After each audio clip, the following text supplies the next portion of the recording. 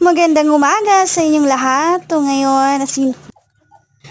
Magandang umaga. Ngayon ay ituturo ko sa inyo kung paano gumawa ng binalasta na uyap na kung saan ay maaari itong i-restore ng 3 months to 6 months o 1 year na hindi ito mabaho at saka pwede pang kainin. Ito lang.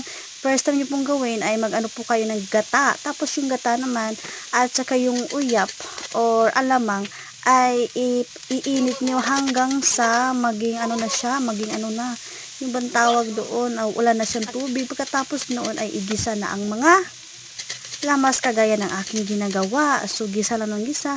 Pagkatapos ay ilalagay mo na yung uyap mo. Tapos i-mix lang ng ganon. I-mix lang hanggang sa maano na, wala na siyang tubig at magiging puwerte na siya. So ganun lang. O, di ba? Tapos pagkatapos niyan, ukay ka lang ng ukay hanggang tapos lagyan mo ng asin konti, tsaka konting sugar at ito na yung kalalabasan niya. Maging ganyan yan. Tapos hanggang sa maano din pa, kunin mo pa yan ng tubig. Na yun, o di ba? Tapos kain ka ng kain. Pagkatapos kung